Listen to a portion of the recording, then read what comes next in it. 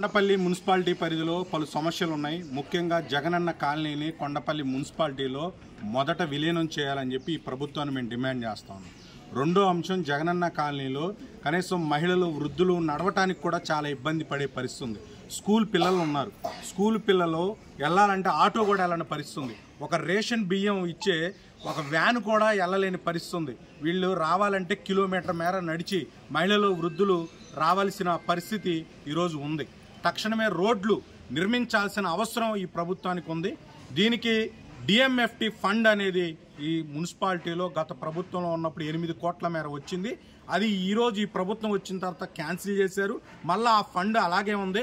4 కోట్ల మేర రోడ్లకి, డ్రైనేజీలకి పెట్టారు. మిగిలిన 4 కోట్లు ఉంది. ఆ 4 కోట్లతోనైనా వీళ్ళకి ఒక 2 కోట్లు కేటాయిస్తే మొత్తం వీళ్ళకి వీధి లైట్లు కావచ్చు, రోడ్లు కావచ్చు, మంచినీటి ట్యాంక్ కావచ్చు, ఒక హాస్పిటల్ యూపీహెచ్సి కావచ్చు ఏర్పాటు చేయడానికి అవకాశం ఉంది.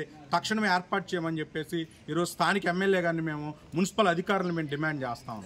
ఈరోజు కొండపల్లి మున్సిపాలిటీలో ఎండాకాలం వచ్చింది. కృష్ణానది పక్కనే ఉంది. కానీ గుక్కడి మంచినీళ్ళ కోసం అలో లక్షణ అని చెప్పి కిలోమీటర్ల మేర నడిచి వెళ్లాల్సిన పరిస్థితి ఈరోజు దౌర్భాగ్యం ఉంది.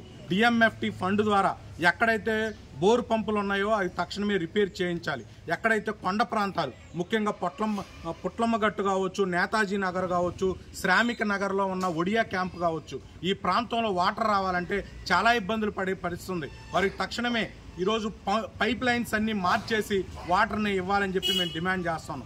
ఇంకో అతి ముఖ్యమైనది, వీటీపీఎస్ సిఎస్ఆర్ నిధుల నుంచి 3 కోట్ల రూపాయలు ఈరోజు కాజీమాన్యం డ్రైనేజ్ నిర్మించాలని చెప్పేసి అప్పటి నుంచో ప్రగల్భాలు పలుకుతున్నారు. అప్పట్లో ఉన్న మంత్రులు అందరూ చెప్పారు. ఈరోజు ఇదే స్థానిక ఎమ్మెల్యే గారు ఉన్నారు. ఎప్పటికైనా దయదలిచి ఆ కాజీమాన్యం డ్రైనేజ్ని ఏర్పాటు చేయమని చెప్పి మేము డిమాండ్ చేస్తా ఉన్నాం. ఎప్పటికైనా ప్రజలు కాజీమానిలో ప్రజలు కావచ్చు, పుట్లమ్మగట్టులో ప్రజలు కావచ్చు, నేతాజీ నగర్లో ప్రజలు కావచ్చు, లేదా జగనన్న కాలనీలో ప్రజలు కావచ్చు చాలా ఇబ్బందులు పడుతున్నారు.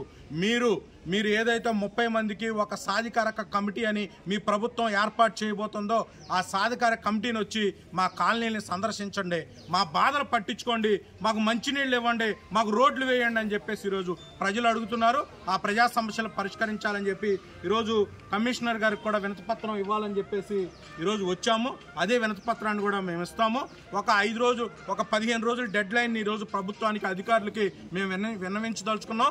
లేని పక్షంలో ఇదే సమస్యల మీద ఆమర నిరాహార దీక్షలకైనా ఈరోజు కాలనీ వాసుల తరఫున సిపిఎం పార్టీ ఆధ్వర్యంలో నిర్వహిస్తామని చెప్పి ఈరోజు ప్రభుత్వాన్ని, అధికారుల్ని మేము హెచ్చరిస్తా ఉన్నాం. డిఎంఎఫ్టి ఫండ్ ఇతర మార్గాల ద్వారా వెళ్తుందని చెప్పి చాలా అనుమానాలు మేము వ్యక్తం చేస్తున్నాం.